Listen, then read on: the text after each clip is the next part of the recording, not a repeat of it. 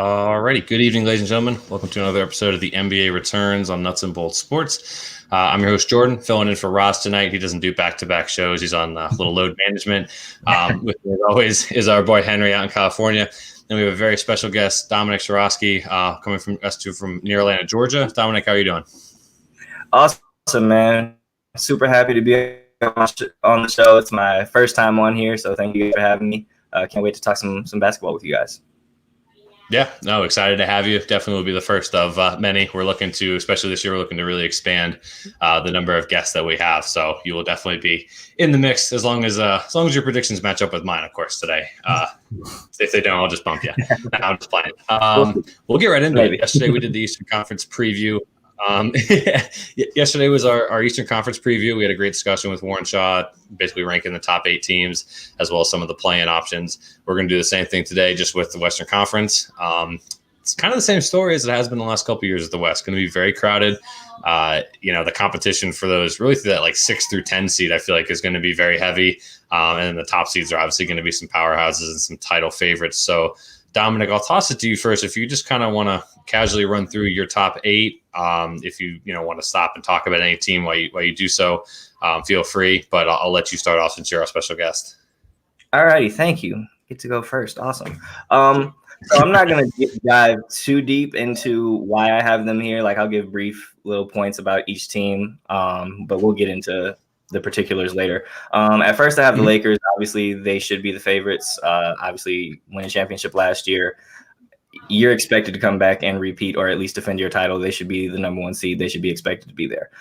Number 2, I'm super high on the Denver Nuggets. I've been someone who has spoke highly of the Nuggets for quite some time and has been saying that in the next 3 or 4 years, the Nuggets are going to run the Western Conference. So I have them taking that step forward. This year, they bump up to 2. The Clippers at 3. There's a lot of dysfunction there. We'll see what happens as far as new head coach. We got some of the reports with Kawhi and Paul George and how they tried to run the team last year at times. But with the amount of talent that's there, they still should be a top 3 seed in the Western Conference. So I have them at 3. Another team that I'm very fond of, Portland. I have them at 4. I really like some of the moves that they made this offseason.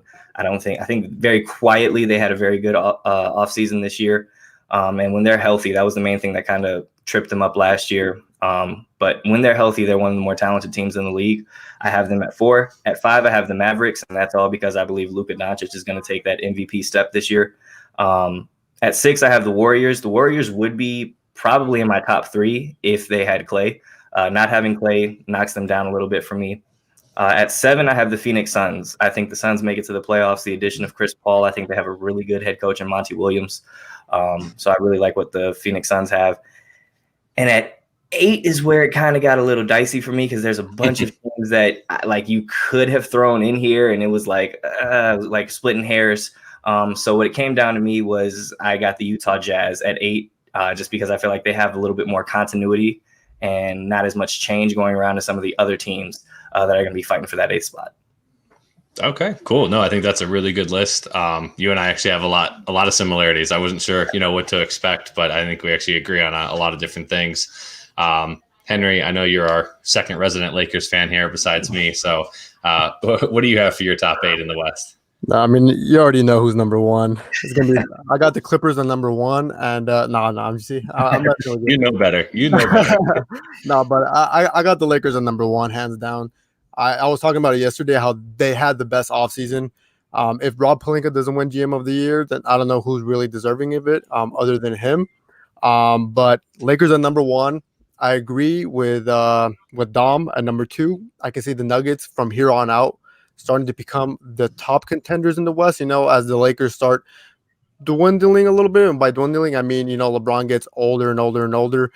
He hasn't been slowing down, but, the Nuggets are going to step it up. They're only going to get better from here on out. At number 3, I have the Clippers. I know they're dysfunctional. I know the whole Jerry West situation just surfaced, which just adds a lot more turmoil to the franchise.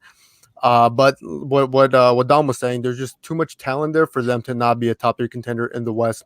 At number 4, I have the Jazz. I have the Jazz at number 4, and that's because one guy, Donovan Mitchell, he showed out. Even though they lost in the first round to the Nuggets in the last playoffs, they have they have pretty much the same squad with Donovan Mitchell, Rudy Gobert. I know there were some chemistry issues because of the whole, COVID situation, how this all came about, but that should be settled by now. And I really do believe they have a great coach in Quinn Snyder. So they have a great squad there and a great franchise.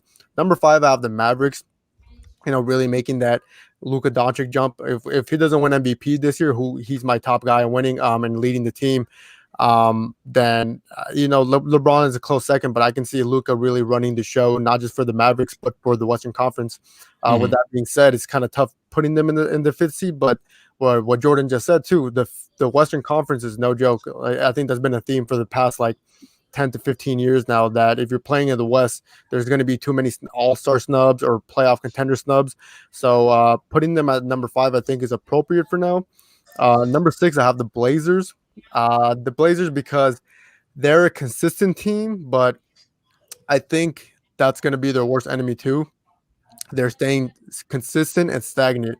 They have the right pieces. They had a quite good offseason, but it needs to translate to the regular season. It needs to translate into the playoffs. Damian Lillard, he's playing terrific. He's playing amazing basketball alongside CJ McCollum, but they just need that third extra piece. If Carmelo can be the Carmelo that we want him to be in terms of that supporting role consistently, then I think they have a good chance in the West.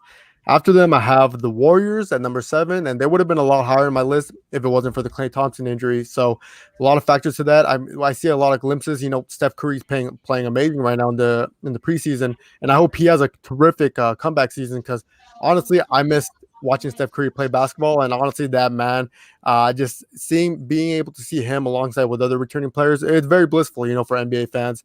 But I'm going to put him at number 7 because they still have a lot of weak spots to fill. Their second best player being Kelly Oubre Jr. If that's your second best player, then I think the team has a lot to work on. And number 8, it's so interchangeable. The 8th seed is so interchangeable. I think we can all. I put the Suns at number 8, but then you do consider the Grizzlies, the Pelicans, and anybody please remind me of who else, because I know the Western Conference, it can go 10 to 12 teams deep into the playoffs.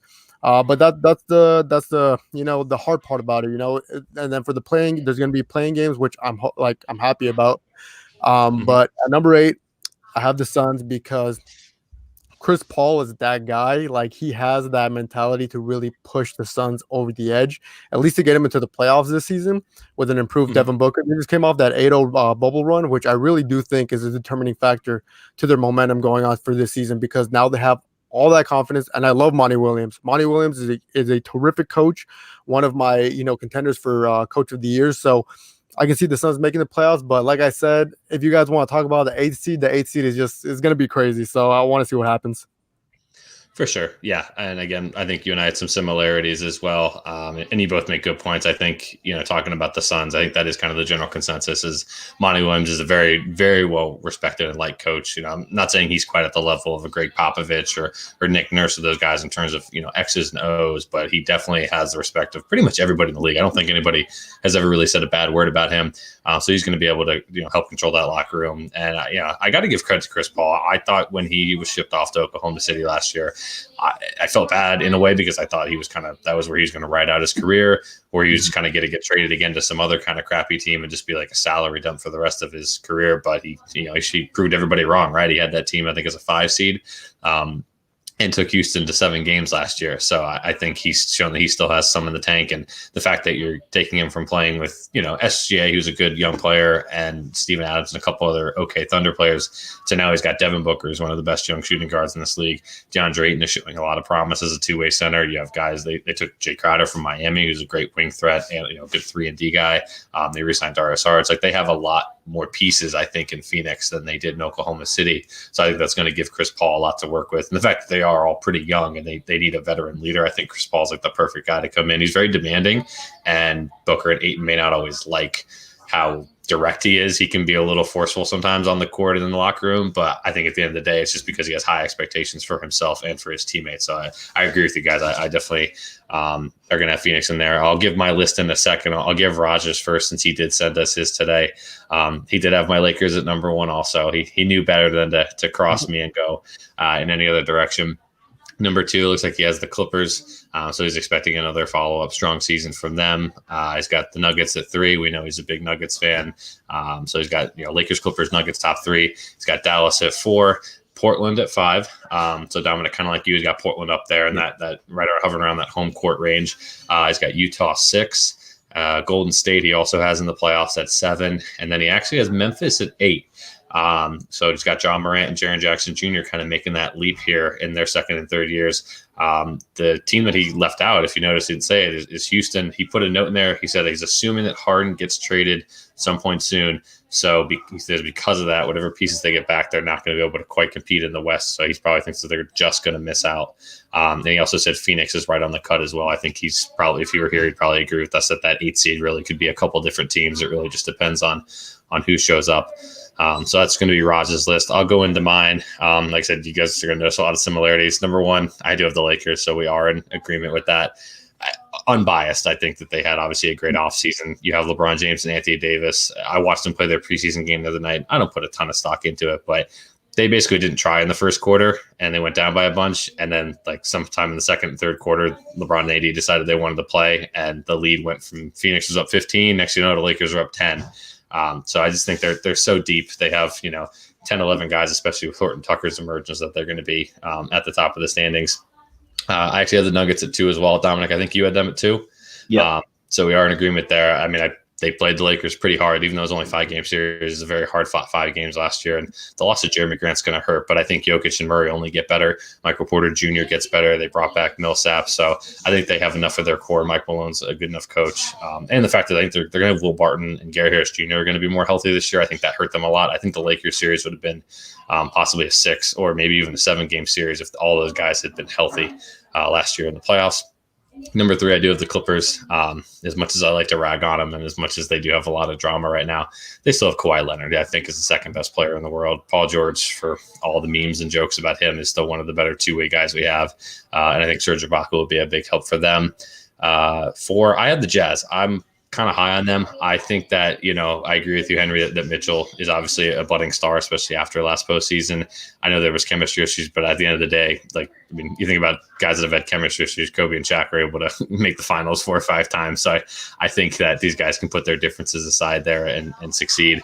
Plus, they're going to have Bojan Bogdanovic back. He missed all the playoffs last year, and I think that was huge for them. I don't think they blow a 3-1 lead if he's healthy out there. And I think Mike Conley, I think he aged very quickly last year, and I think that he maybe now he's smart enough to realize what his limitations are at his age, and I think he's going to be able to control that better and be much more efficient for them. 5, I have the Mavericks, although depending on if Porzingis can stay healthy, that's kind of the big thing with me. If he's able to stay healthy and play like 85-90% of their games, they could be a 4 or a 3 seed because Luka is that good. I mean, he's my pick for MVP, Henry. We know we talked about this on our award show a week or 2 ago. And I just think he's phenomenal. He's on the fast track to being a really, really special player in the all-time rankings as well. So if Porzingis is able to stay healthy, who do I have? It's 5. Number 6, I do have the Rockets. The Harden thing, which we'll get to in a second here. It's tough to tell. It's all signs seem like he might be traded. The Rockets are definitely looking into a lot of options. I think it just depends on the pieces they get back and how John Wall plays. I still have a little bit of faith that John Wall can be at least like 85-90% as good.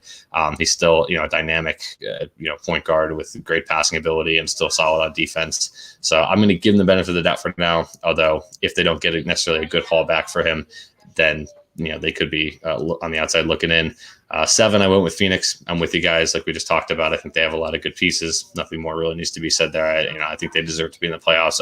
I'm a big Devin Booker fan. I think even though he's in my division, he's a guy who's worked his butt off to get where he is, and he definitely deserves to have some postseason experience, especially after last year going 8-0 and still missing the playoffs out of the bubble. I think that really stunk for them. And then at 8, I have Portland. I love Dame and CJ. I've always been big fans of them since they came into the league. 2 mid-major guys. I love the fact that they've been able to scrap and fight to their way to the top of our, they're one of the best backcourts in the league. I'm just not quite as sold on them defensively. Nurkic is back, which is going to help them, but Dame and CJ tend to run into problems against good guards because they're just not good defenders. Their game is better served on offense. And I think when you're talking about the West, you're looking at a lot of good guards every night. that are going to pick them apart, and a lot of good wings too. That Melo's nice, Rodney Hood, Derek Jones Jr. It's nice to have those guys back, but at the same time, like those aren't really guys that I can say, hey, go guard LeBron, go guard Kawhi type of deal. So I think they're going to struggle defensively again. But I'd be happy to be proved wrong if they made a 5 or 6 seed or something like that. I'd be thrilled because they Dame, obviously, anytime he goes into Dame time mode is always a blast. And then as far as the playing games of the guys just looking out, I have New Orleans at 9. I think they're just still a year away. I think Zion's going to be a lot better this year. I'm excited to see what he could do. But again, they're going to have a lot of problems defensively. Bledsoe and Lonzo, I think, are going to be very good defensively as a backcourt, but they don't quite have the other pieces yet. But I think they're coming soon. Their time is coming. And then the last team I have is the Warriors. I like watching Steph Curry, and I think if Clay was healthy, they'd probably be like a 5 or a 6 seed at least. But I think what Clay does is so underrated on both ends of the floor with his obviously his spot up shooting and his consistent defense. He always takes the tough guard assignment, so Steph Curry can kind of freelance and not have to worry about playing as much defense. So Steve Kerr definitely has his work cut out for him. But with that said, I think that if they get into that playing game range late in the year and then they went up against like Portland or somebody like that, I might pick the Warriors in that game because of their overall experience and the fact that they have Steph Curry, who'd be the consensus best player. So bottom line, I think we all have really good picks. So they got a lot of similarities, and I think it's going to be a wild year in the West. I know we say that every year, but it really is. I mean, there's so many good teams. We don't even talk about, I think Raj said Memphis, but like Memphis is going to be tough to play every night. The Spurs, while they don't quite have the talent and the firepower that they normally do, are still going to be a well-coached team. They're going to be tough to beat. The Kings have some fundamental flaws, but De'Aaron Fox and Buddy Hield can give you 25 to 30 a night if they're on as well. And then even the Wolves. I mean, if Anthony Edwards, comes in right away and produces as a rookie, you have Towns and you have Russell. So really, every team in the West is going to be tough to beat. There's no nights off. There's no games. It's not like in the East where you're playing Cleveland, New York, team, Detroit, where you can be like, hey, we can rest the guy tonight, or hey, we don't have to play him 35 minutes. You don't have that in the West, so it's going to be really competitive. I want to circle back to Houston because Dominic, I know we talked about before the show. You said you've kind of seen some of our thoughts. We've been giving our takes on Harden over the last couple of weeks, but you said you had some things that may not necessarily align with ours, which is totally fine. I always want to hear everybody's opinion on it, so I'll give the floor to you. What are your thoughts on the whole Harden saga, the trade demand, the potential rumors? I mean, just start wherever you want and go ahead with it. Well, it was more so just I know we're talking about the West right now. You guys talked about the East the other day. I would, if I'm Houston, with the news that Ben Simmons is available, I think they need to make that trade. And if I'm Philly, I make that trade as well. I feel like Harden and Embiid is a much better combo than Simmons and Embiid, just because from what I've seen from them and the way their style, both of their styles of play don't mesh well, in my opinion, as far as Simmons and Embiid go. I think having Harden in Philly gives them a real shot. And as far as Houston goes, I think, yes, it'd be not a great fit with Simmons and Wall immediately, but the good thing about Simmons is that you have him for the next 5 years. He's locked into his contract. You can start to build around him. You can start figuring things out because he's going to be the face of your franchise.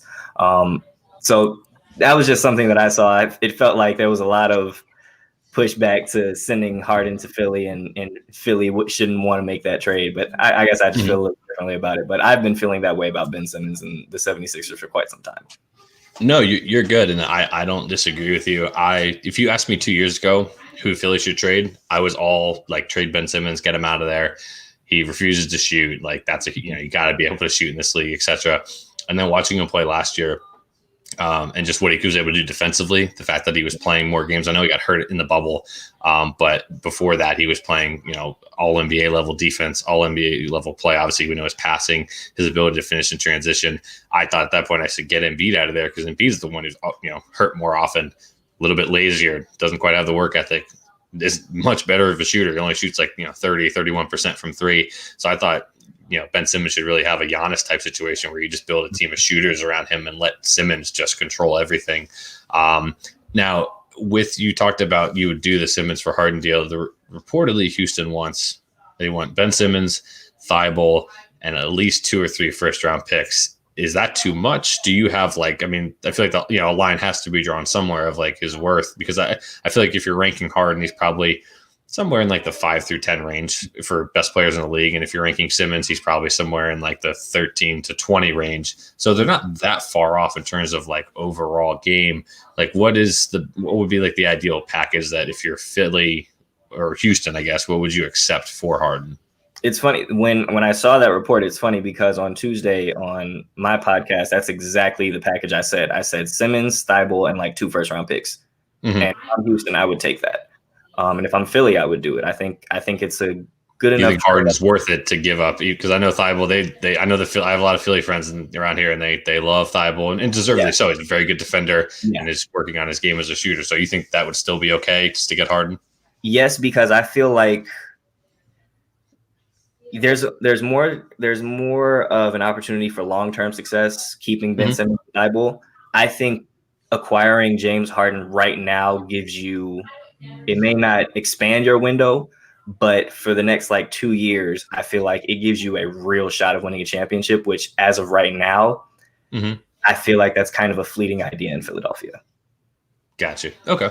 I mean, they haven't talked about this because it's just been one-sided towards Ben Simmons. I switched over to the trade and Embiid camp. I thought an Embiid for Simmons type, or Embiid for Harden deal, would be actually better because then you have Harden and Simmons. Simmons can just play off the ball. I think Simmons is great, obviously in transition, like Harden is. He's great cutting from the baseline, and he would get so many feeds from Harden. Harden's obviously a great one-on-one player, beats his man. I feel like those two would have worked well together, but no one seems to be talking about that. Henry, I know you've given your takes on it. Do you think what Dominic's saying about the Simmons, Thibault, and 2 to 3 first-round picks, is that fair for both sides?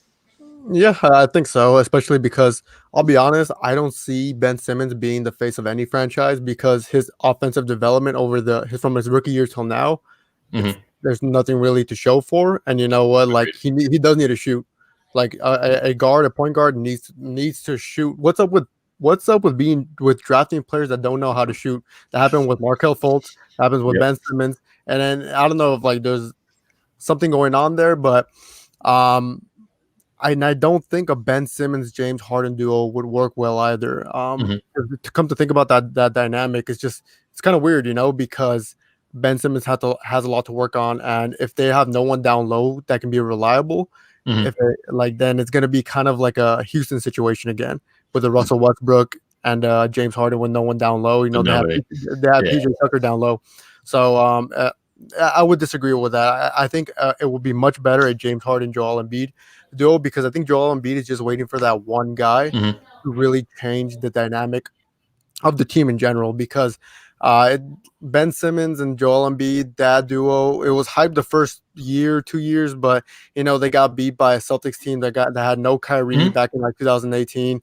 They had a real chance in 2019. They lost Tatum's to rookie the year, Raptors, right? Yeah, and Tatum's rookie year. So they're not able to get over that hump. There's a lot of hype, and I disagree with trading away Joel Embiid, and here's why. He's the reason why the Sixers are relevant in the first place for the last, I would say, 8 years. He's the reason why they're relevant. I don't really see not only is he the heart and soul of the team, but he's the one that put him on the map. The whole trusted process thing, it did well for attracting more people like Tobias Harris and role players like that, because they did see a process there, and the process is still processing. Don't get me wrong, but I think keeping Joel Embiid there will be the right move. You know what? But I would want to give Joel Embiid and Ben Simmons one more year at least to like figure it out.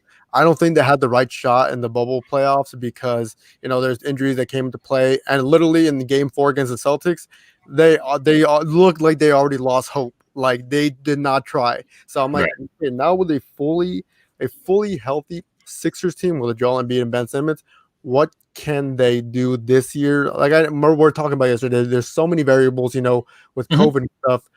But I know the James Harden situation is sticky, and like who's the trade going to work for? Like better the Rockets or the Sixers, but I wouldn't want a Westbrook Harden situation in Philly, with Ben Simmons and James Harden. Okay. It's just it's super complicated. Like we keep talking about super complicated scenarios, and trade rumors and everything, but James Harden just needs to stop being a cancer to his franchises too. I mean, the Houston Rockets are trying to give him everything too. Like John Wall is willing to play with him. And it's not like it's a nobody. It's John Wall. I know he hasn't played in 2 years, but still, he was a perennial all-star who can still play at an all-star caliber level. And now they have DeMarcus Cousins. Now they have an act with Christian Wood. Why would he not want to? Yeah. Why would who can space the floor? It's not like they have like centers like Steven Adams who can't shoot. Like Christian Wood can shoot. DeMarcus Cousins can shoot. Like this is ideally the lineup that you'd want around Harden. But yeah, no, I agree. Yeah, exactly like that. What you said, like if you compare last season's roster to this season, they filled every single hole. Yep. Like Daryl Morey did a terrific job, but now James Harden, I think, you know what I think it is? Honestly, I think he needed a break because we are going through a whole like pandemic and everything. And, there are like, there are people too. Maybe he's like, you know what? Like maybe I just want to get away from all this, at least for like this portion, and just forget about certain things, which I don't blame him. It's a tough year for everybody. So that came into play, maybe it got a little out of hand and everything. We all saw the pictures where he seemed a little overweight. I don't know if you guys saw that video that we saw. He said like he was in Vegas, and then they asked him like, "Oh, why were you in Vegas?" He's like, "Oh, I was training." Obviously, it's a bunch of BS, but as a human being too, like you kind of do want to separate yourself from just being the main focus of a lot of things, and especially in his situation with a lot of slander coming his way for a lot of reasons. I don't blame him, but now it's time to get back to work. This is his career, and a franchise does rely on him. So I think he needs to get his head out of his ass to help the Rockets, who gave him everything, to avoid a disaster in Philly. Those are my thoughts, at least.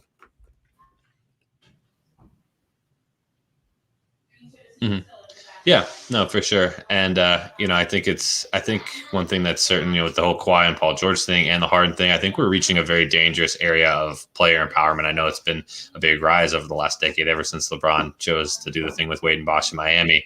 And we kind of had this problem at the tail end of the 90s and early 2000s. It was a lot of the, it's all about me, give me the money, give me, cater to my every whim. You saw with a lot of those rookies and young guys back then, and it kind of went away for a little bit, and now it's kind of seemed like it's hovering back. So it'll be interesting to see what teams and owners do moving forward. But I think we've beaten the Harden story to the ground as much as we can on this. There's definitely another team we can talk about. Let's talk about the Mavericks real quick. I mentioned them briefly. I talked, we've all, kind of agreed that they're going to be in the playoffs for sure. We know what Luka did last year in the regular season, was in competition. He finished fourth in the MVP, finished, third or fourth in most improved. I mean, he was that good, it's such a big jump from year one to year two. And then the playoffs was absolutely phenomenal. He had that 43, it was 43, 17 and 13 against the Clippers in game 4, including that insane buzzer beater. Who knows what would have happened if Porzingis was, not hurt. Luka hurt his ankle in that series too. I think there's a lot more, especially knowing what we know now about the Clippers.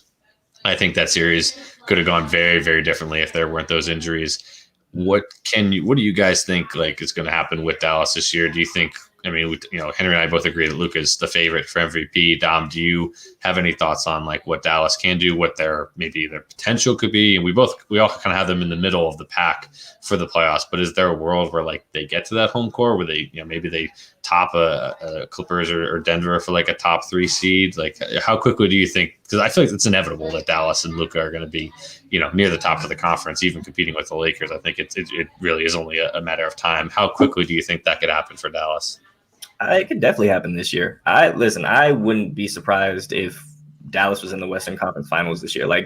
Luka Doncic is that special, and I agree with you guys. Luka is my pick to be MVP this year. He has just shown so much just from his rookie year. He already looked polished. He looked like a 10-year vet his rookie year, and just seeing how he was able to take his game and improve upon it from year 1 to year 2. I can only expect that he's going to do that for year 3. Luka is incredible. Porzingis, if he can stay healthy, obviously he's a unicorn, right? So if he can stay healthy, that's his main thing. The only thing that worries me about Dallas is that, and I've heard this criticism about them before, and I kind of agree with it. I feel like there's so much finesse to their game, and they're not as physical as they need to be at times. I think they need somewhat of an enforcer, someone who kind of does all the dirty work, someone who like one of the Morris twins, how the Lakers have them, the Clippers have one of them. one of those kind of guys who is one going to be a protector for your best player, because there were times where you saw Luka kind of guys were going at him and there was no one really stepping up to really be like, no, back up from Luka. And just someone who, like I said, does the dirty work, can go out there, defend, rebound, and just isn't afraid to like just stick his nose in it. So I think Dallas is definitely in that conversation. I wouldn't be surprised to see them finish top 3. And like I said, I wouldn't be surprised to see them make it to the Western Conference Finals. My only criticism for Dallas really is physicality, and if we're going to stay healthy. Yeah, that's fair, and I agree with that, and I think that's, you know, and I think they are committing to that style. So, you know, anyone who knows me knows that I'm long been not the biggest fan of drafting European players because of that reason. I think that they do play in a more finesse style, which, while it's more beautiful to watch and sometimes they're more technically refined, you know, in terms of that physicality of the NBA and guys getting in your face, they're not always best equipped to handle that. You know, Luka, to his credit, does seem like he does not take shit. And I was about to say that. Like, Luka can hold his own. He does. And, you know, that's a rare, honestly, that makes him a unicorn in that right as well. Because most guys, you know, they'll talk the trash, but Luka's not afraid to really get in guys' faces and go at it. And that stems from him playing in, you know, those adult leagues in Europe since he was, you know, 13, 14, 15 years old. I think that experience helped him. I think the one thing that may help them, because you talked about the enforcer, and I agree, every team, you know, you have the Morris twins, you have even like a Marcus Smart in Boston. Like, he's not afraid. I mean, he went at it with Joel Embiid last year. Like, he's not afraid to take on anybody as weight class. They did add James Johnson. He is known as being one of the tougher guys in the league. So I think hopefully, and he's definitely way past his prime. He's not going to do much for him, but I think that was maybe their intention, was to have him fill that role. You know, it's kind of like hockey. You need that enforcer line. You need that tough guy to go in there and say, hey, you don't mess with them. We know, you know, the Montrezl Harrell thing that happened last year. And, you know, Harrell did apologize, to his credit, but, you know, that the guys are going to test him. I think, you know, being this successful at such a young age. And I mean, Henry, you can maybe elaborate on this too, but like, I can't stop drawing the parallels from Luka to like young LeBron. You know, you think about LeBron came in the league, had a good rookie year, and then like the next year, people forget he was like 27, 7, and 7 on the Cavs. It was like, wait a minute, this guy's already putting up those numbers. Like, that's just now his career average. You know, Luka did the same thing. He's putting up 29, 8, 9, and you know, next you know, Cleveland was in the playoff hunt as a 4 or 5 seed. They got bounced a couple of times, but they were really close. And then LeBron had that breakout, you know, in 07 against the Pistons, where he had the 29 straight points, you know, in double overtime and everything like that. And I just feel like Luka is just on such a similar path. Like, we've seen some breakouts already, and I just feel like he's really close. So, I mean, Henry, do you have any more thoughts about him or anybody else on Dallas for that matter? No, I love that you bring that up, because it just reminded me, before LeBron got drafted, they were interviewing players on the Cavs, and they're literally saying, we don't need that LeBron kid, like, to their words. And it comes with the gift and the curse. I remember that. It comes with the gift and the curse of being a generational player, which Luka Doncic is. You're gonna have a huge target on your back from the league early on, especially if you prove everybody right about your expectations. Then you're gonna have even a bigger target on your back. So why do you think Luka is so like? There's so many guys so physical with Luka, because, you know, maybe there's a little bit of envy too for like how good he is at his age. You know, he just came into the league, and for him, I think my favorite quote of all time, coming from Luka, saying it's easier to score in the NBA than in the Euro League.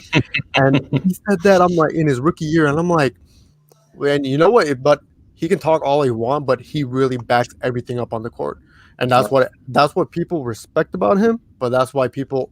And by people, I mean other teams and other players fear him. Like that. What do you think? Montrezl Harrell got all riled up. You know, usually he's the one, you know, instigating stuff, but he's the one that, you know, had to apologize and everything. So Luka, he's not only winning, you know, a potential for, you know, the MVP race, but he's also winning the mental game when it comes to these young players. Like, he's, you know, the rookie and the vet. You know, just like that old saying. But I love that whole LeBron parallel, because I do think about a young LeBron, his sophomore year, you know, averaging 27, 7, and 7.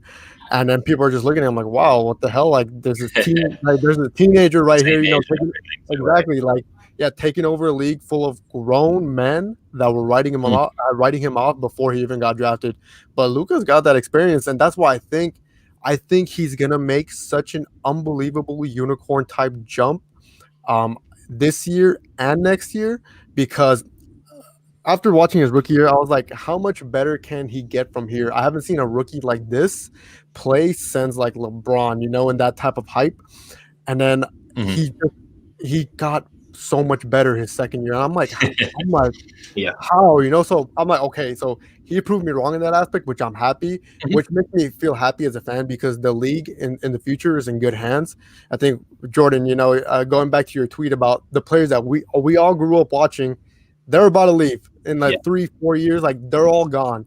So that's why, like I do give not just Luka a lot of credit, but Rick Carlisle being his head coach, who has championship pedigree also, with that Dirk era and everything. If Porzingis can stay healthy, they did lose Seth Curry, which I think was a huge piece to the perimeter shooting. But they picked up a lot of good pieces. They have an improving Luka, a Porzingis that can hopefully stay healthy, and Rick Carlisle, who's only molding these guys to get better and better and better. I wouldn't be surprised if they're top three. I want them to prove us all wrong and break the top three, but to make the Western Conference Finals, I feel like they still need one more piece to get past the second round because the playoffs is a whole different game. I think we've all seen that. So but I can talk praise about Luka because he's proved so many people wrong, and he's done it at such a young age. I kind of forget. I'm like, damn, I think he's younger than me. Like he's gonna be 22 in I think like 70 days or something like that. 70 days. So no, you're right. We can do a whole show on Luka, to be honest, if we really wanted to. I mean, I put out my Western Conference preview today on the Nuts and Bolts website, and when I covered Dallas as the 5 seed, like that's like 90%. Normally, I covered like the different players and everything. Luka was like 90% of what I wrote about, and that was within 10. Like I feel like he is such a main focus, and experts and us as fans throw around like. We try to always find the next great player, right? Like when MJ retired, we tried to find the next MJ right away. LeBron is now on the last legs of his career. We're trying to find the next LeBron and stuff like that. But I don't feel like we're overstepping or rushing into it, saying that Luka like could be he's definitely on the path to being like a top 25 player all time. And like, I know it sounds crazy to say, and I don't like to make those kind of assumptions, but he's on that path right away. I think, he's only going to be collecting, in terms of counting stats, he's only going to be collecting all-star games and all NBAs and MVPs for years to come. And the next step, obviously, for him in the next, 2 to 4 years is going to be to at least make the finals or conference finals. And I think that's, well within his range. So I think we're all in agreement. Like we're expecting big things. I don't want to hold this up too much longer. I'll kind of drop it to each one of you guys individually. If there's one other team or player or storyline in the West that you want to highlight, the floor will kind of be yours. Dom, if you want to go first, feel free when you're ready. Well, I know you brought up on your list some of the play-in teams that could possibly be there. So at 9 and 10, I had Houston. Obviously, that's contingent upon what they do. Also, just one more thing about Houston in that trade. If Houston needs to back off on this idea of making a trade with Brooklyn if it's only contingent upon getting back KD or Kyrie Irving. If Brooklyn is offering like a trade package that has Karis LeVert and like Jared Allen and Spencer Dinwiddie, do that because all three of them, I think, are Karis LeVert is on his way to really improving, and I think he's going to be a future all-star. Jared Allen is a very good young piece. Spencer Dinwiddie is great off the bench. If they can do that, add some depth, I think that really puts them in the conversation to really make some noise in the playoffs, just because I like each and every one of those guys. If they can do that, they should make that trade 100%. But Houston at 9 right now, just because whether they have Harden or not, I think this team is good enough to compete. I've really liked what I've seen out of John Wall and DeMarcus Cousins. Seeing them both play and look relatively healthy in the preseason has been really nice. Granted, it's preseason, and like you said, I don't put a whole bunch of stock into preseason. It's one of the funny things I've seen about Lakers fans who are just like THT is like amazing, and he's going to come. Give him the max contract, baby. Give it to him now. But it's been nice to see them, and they look good. They look healthy, and that's the most important thing for Houston. At 10, I have the Grizzlies. Ja Morant. There's so much young talent on this Grizzlies team, and that's the only thing I feel like that's holding them back is just for the fact that they are young. I feel like very young. once they just get a couple more years to really gel together, get pieces in, them not having Jaren Jackson Jr. towards the end of the season, like in the bubble and all that, really hurt their chances of making it into the playoffs. I'm really excited to see what Memphis does moving forward. They're another team. I can definitely see them making the playoffs. And also, one quick thing: did Raj not have the Mavericks in his playoffs? Did I hear that right? No. He did. He had them fourth. Okay, I missed that. Okay, no. Yeah, we would have called him out so fast. Believe me. I was gonna say, Raj, we have to talk if you don't have them there. But yeah, Rockets and Grizzlies are my play-in teams. I really like Memphis, though. Like I said, I just think I kind of view them how I viewed the Denver Nuggets maybe like 3 years ago, where it's just like they're very young, but there's a lot of young, really good talent here that once they develop, they're going to start making some really big noise. I agree. I think that's actually a good parallel. You remember when we first found out about Jokic, and it was like, wait a minute, this center is like whipping the ball around like he's Bill Walton, averaging almost a triple double. And then Murray obviously started to come into his own, and they do. I think they're still a piece or two away. But we talk about Ja and Jaren Jackson, and you're right. Like they have more talent than you realize. Like Dylan Brooks has quietly grown into a very good two-way player. He's a very good three-point shooter and is able to take on kind of the tougher guard assignments that way Ja doesn't have to. And even like Brandon Clark. Brandon Clark's another guy that people don't really talk about from Gonzaga. Just a typical Gonzaga player, right? Well coached, does all the right things. He's only developing further too. So I agree with you. I think we maybe this time next year when we do a preview, we might be talking about Memphis getting there, but they would be a tough out. I mean, they were tough out in the playing game this year against Portland. So that's definitely a very good point there. Henry, do you have any closing thoughts on any specific player, team, storyline? Not specific team, but you can talk about the Lakers again if you want. I'll pass on that one right now. But no, I just like now we like that Don brought up, the Nuggets from 3 years ago. We all knew about, I love Jamal Murray coming out of college, coming out of Kentucky especially. And then when Jokic started coming out from his own, I feel like Jordan, what you said, everybody was surprised, but then they just developed rapidly, and so they went from from being an 8th seed-ish kind of to being a 2nd seed or a 3rd seed in like the span of a year. And I think that was going into like 2017, 2018, something like that. But then it makes me think, I'm like, okay, a lot of these teams are in that same position right now. Like, so which team is gonna break the mold like within the next 2 years?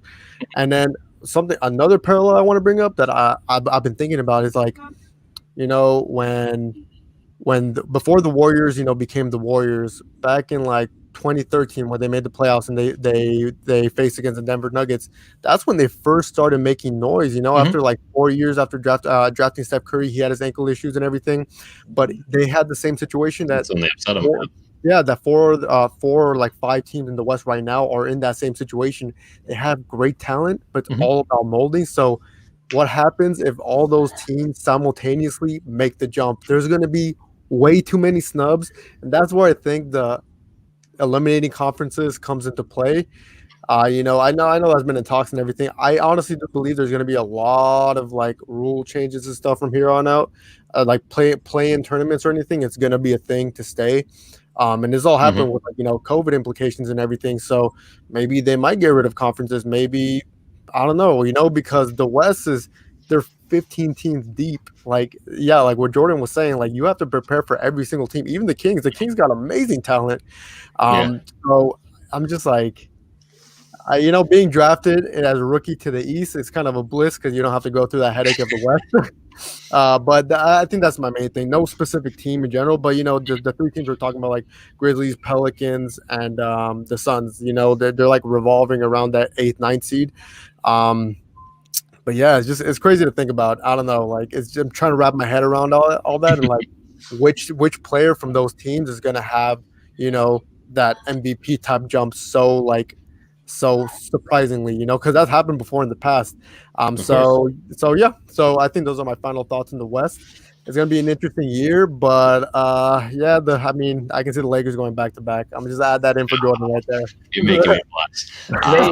They should be expected to go back to back. They should. They made some really good moves. You guys have kissed the Lakers' ass a bunch of times on here, I guess.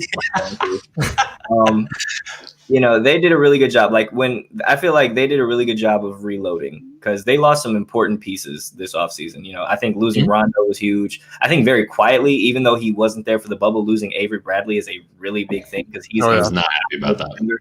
And then losing Dwight Howard. The thing that sucks about that, I know how you feel about him, Jordan. Yeah, but Howard is what do they do with Anthony Davis? Because Anthony Davis has come out on record many times and saying, I don't like playing the 5 unless it's absolutely necessary. Losing Dwight Howard kind of loses a little bit of depth there. So maybe we see AD play the 5 a little bit more this year. But like I said, retooling and getting Montrezl Harrell, which was one of the steals of the offseason. The trade for Dennis Schroeder was great. They've done a really good job of retooling and getting some guys back.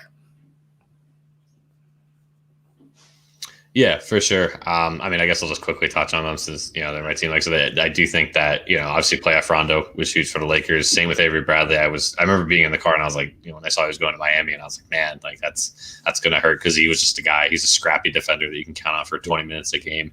As far as the AD thing, I've been on record since he's been whining about not wanting to play center that you're getting paid the money you're getting paid. You're going to play where we tell you to play. And the Lakers are just, it's just statistically a fact that they're at their best when he's at the 5. I think the addition of Marc Gasol is going to help because he is a much more complete overall player, even at his declining age. He's a much more complete player than Howard or McGee ever were. We've seen it already in preseason with his passing ability. I think it's just going to be phenomenal out of the high post. So I think that'll allow AD to I think AD gets it basically they'll let him go in the regular season and they'll only play him at the 5 for small spurts. But when it comes to the postseason, they match up against teams like Denver, that's kind of the only big team that has a good center, unless Ayton takes a big step forward. But when they match up against some of those teams, he'll understand the playoffs that he has to play the 5. And I think really what it comes down to with the Lakers too is it's kind of been the same thing with LeBron for however many years now. 14, 15 is can you beat LeBron 4 times out of 7 in a playoff series? And, he's done that with Wade and Bosh. He's done that with Kyrie and Kevin Love. And then he even did it, when Love was hurt and Kyrie was, in Boston. He was still able to pull it off there. Now he's got Anthony Davis smack dab in his prime. It just makes it really difficult. Even unbiased, I'd be like, wow, it's just hard to beat those guys 4 out of 7. Even with no matter what you really throw at them. So it'll be interesting. I just knock on wood, no injuries, no crazy COVID things near the end of the year. I just want it to be a healthy season. I think they got pretty lucky with that, all things considered, last year. But the last 2 things I'll close with very quickly. Tenry made a great point. It's something that I've always advocated for. They need to change it to the top 16 records in the league, eliminate the conferences for the playoffs, just do it like a March Madness style bracket. Just put it up in a region, 1 through 16. Let them go at it. Yes, the East owners are going to hate it. That's the reason they haven't done it and probably will take forever to agree to it, is because they know that they're going to be losing out on 3 to 4 teams making it. Tough. I'm sorry. I know it's a money game among the owners, but I want to have the best teams in there. It's a shame we've had some years. We've had years in the West 3 or 4 years ago when the Suns missed out in the playoffs and they were 49 and 30 something. They almost had 50 wins and they missed the playoffs. That can't happen. You want to see the best competition. That's the whole point of the playoffs, right? I don't need to see Giannis and the Bucks go up against a 33 win Magic team again. That's old news. I want to see the best competition. So I will be team no conferences for the playoffs for as long as it takes until they do it.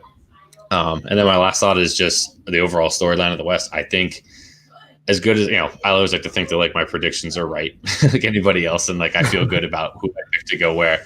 But I also feel there's this kind of cloud hanging around. Maybe it's the COVID thing. Maybe it's the shortened season. I just feel something weird is going to happen, whether it's a team or a player, make that leap that we don't see. Maybe the Suns build this chemistry right away and they take a top 3 or 4 seed out of nowhere, or something is going to happen, that I can't put my finger on it, but there's just I don't know. I have a weird feeling. So which is exciting because, you want to see this weird parity and you want to see cool things happen. So we'll have to see. As always, the season starts Tuesday with who plays the early game. I know the Lakers Clippers are the nightcap, but is it the Celtics Sixers or something like that?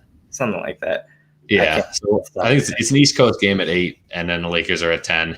And then obviously we'll have games throughout the rest of the week. Christmas Day will be the big headliners. Go ahead, Dom. You have something to finish. I was going to say, before we get out of here, I have 2 questions that I want to ask you guys, because this is the Western Conference, and it feels very, very sacrilegious And it's just, and I understand why, but it feels very weird. This is probably the only time, and I'm 23 years old. This is the only time in my lifetime it feels like where I've literally heard no one talk about the Spurs in the Western Conference. Is that weird? I was just thinking that. Is that weird for anyone else? It's very weird. I almost forgot until I was like doing like the play-in teams. I was like, who am I missing? And I looked at the standings from last year and I was like the Spurs. And like normally I'm a never bet against pop kind of guy, but I just think I'm not a big DeRozan fan. While his efficiency was very good last year, he doesn't do the things necessarily to win a lot of games, especially in the playoffs. And Aldridge isn't getting any younger. So if Dejounte Murray and like Derek White and those guys are able to step up, maybe. But I think there's just too much talent, even for Popovich to, he's going to pull a lot of strings and he's going to win games on his pure coaching ability. But I just don't think it's going to be enough. No, yeah, like I was thinking the same thing. Like you just brought that up when Jordan was talking that like he has a feeling that something crazy is gonna happen, and then I was like, what crazy can happen? And then I was thinking, and I was like, you know what? Yeah, it's very interchangeable because then I started looking back at like the early 2000s when like the top of the West was like the Lakers, the Spurs, and then I was like, the Spurs. We forgot to talk about the Spurs. So it's kind of weird that like. It's not that they're irrelevant. They still have a solid team, Like they're one of the teams that are like, yeah, they have DeMar DeRozan is still like. I know Jordan, you're not a huge DeMar DeRozan guy, but like he does some things very well. He does mid-range game. That is what he is amazing at, and I wish more people used it in the NBA because it's a beautiful thing to watch. He is like the last of the Mohicans when it comes to the mid-range game. Yeah, and like that's the thing. So I was like, wow, okay, like DeJounte Murray, I think is one of the most underrated talents in the league. Like he can come to his own. I'm not talking about like all-star level, but those borderline all-star levels, because some of these borderline all-stars are really good. If you think about it, players like that never made an all-star team, like Prime Rudy Gay or all those guys, like they were able to lead teams. And having a coach like Greg Popovich, like it's weird to like count him out. And I'm not necessarily counting them out, but it's just like it's kind of weird. Now we're living in a Spurs era that's kind of forgettable, and I don't like that. I don't like that one bit because it's partially Kawhi's fault for bailing on them. Oh yeah. But obviously you put Kawhi back on the Spurs, and I think this is a very different conversation. Yeah. So, but Dom just made me feel weird right now. I was like, I'll leave my whole list right now. Right, and I was thinking about that. I was like, and not just like everywhere. It's like. I haven't heard a lick about the Spurs, and it feels weird. That's never happened in my lifetime before. Second question I wanted to get before we get out of here. I saw this. We were talking about the Jazz. I wanted to dig a little deeper into this. Rudy Gobert apparently turned down a contract, and they were going to give him a fairly lucrative contract because he was expecting to or wanted to get this Supermax contract. Is that something that you all feel the Jazz should have done, or is it something you all would have done if you were the Jazz? Good, Emery. To give Rudy Gobert a Supermax? Max, yes. So for give you the details, Henry, because I did see the report on that, they offered him like the standard max extension, which is like 20% of the cap. He wanted the full Supermax, which is like 33% of the cap or something like that. So it seems like they're probably like $20 to $35 million off. I mean, this is the same guy that cried about not making an All-Star game. So, like, I don't know. I still feel like Rudy Gobert has a lot to prove if he's Supermax worthy, which is not. I'm saying like he's a replaceable player because I think his play style fits very, very well with what the Jazz are doing, playing alongside Donovan Mitchell. But I don't think he has any right to ask for more. He's not an Anthony Davis. Anthony Davis deserved it after the season, especially. Now he can walk with his chest out and everything and say, I want this amount of money. But Rudy Gobert is nowhere near that right now. So no, my short answer is no. Like he cannot do that. That's exactly how I felt, and I was going to say. Oh, go ahead. Sorry. No. Please continue. I was going to say, is this? Because, we see kind of how like some players kind of like try and force their way out of situations. Is this him kind of like trying to force his way out? I feel like Rudy Gobert might just feel like he's done in Utah, and him asking for the Supermax is kind of his way of being like, yeah, no, I don't want to be here anymore because I know you guys. I'm going to ask for something that I absolutely know you're not going to give me. That's funny. That's interesting. I mean, how the game's played between agents and the teams and the players and stuff. That could be it. And then he could give him, that gives him like a proverbial out where he's like, hey, listen, they don't want to offer me what I think I'm worth. I want to trade. I'm going to go somewhere else. I think that's a very good point. And honestly, with Gobert, he's an interesting dude that nobody really talks about. I mean, you saw the crying about the All-Star game. You saw him, not that he started the COVID in the NBA, but like with the whole microphone incident, he was at the front of it or the face of it. That was so bad. To answer your question, no. I mean, to put it bluntly, I mean, not again, what he does on defense is invaluable. He's a great rim protector. He's a great help defender. He's a great one-on-one defender. He's an all NBA defense, first or second team for the last couple of years. Very deserving. Not going to argue that. But for a guy who only averages 15 and 14 a game, I'm sorry. Like that's like just based on those counting stats, he's not Supermax worthy. If you're going to be a Supermax player, and it stinks because we're at the point now where these get handed out way more often than they should. You think about a Supermax it should only be like the top like 7 guys in the league should really get the Supermaxes, but we have guys like, John Wall, Westbrook, and some others that are getting it when they probably don't deserve it. So if I'm going to have a Supermax, like if I was a GM, like I need like Donovan Mitchell. Okay. Like, he's not quite at the Supermax level, but maybe you give him that money because he does do a lot for you on offense. He is your star player, and you want to keep him happy and keep him around. But a center that doesn't score more than 15 points a game, I can't justify it. And if I'm Utah, if push comes to shove and he's using that as a strategy to get out, then you trade him, and that's what you do. But until then, I would not give in at all. Don't put yourself in that salary cap like lock. Like don't put yourself in a situation where you're like 2 years down the road. Oh, I have Murray and Mitchell, and I have no other cap room, and like Utah's not a place where free agents flock to. So like you can't put yourself in this situation. I agree. I just saw that, and I wanted to get you guys' thoughts on it because I was like, "There's no way he seriously thought they were going to give him that." No, hell no. Yeah, no, that's a really good point. I did see that report the other day that they were. Offering him. I mean, they offered him a max. Like, there's a thing that's pretty generous on its own. I don't even know if he'd be worth a full max deal. So, no, that's good. Anything else from anybody before we wrap it up? I just want to ask Dom real quick. Dom, who's your team? Chicago. I'm a Bulls fan. So, okay. I was going to ask that. Respect. Guys, I wish I would have been able to pop in for the Eastern Conference show yesterday just to talk about it because I was heated. Sorry. I'm a little upset with Bulls, right? They have some young pieces. I think they have a lot of work to do, but do they have Billy Donovan, which is obviously an improvement over the last coach, which I know some of the players didn't like. So it'll be interesting.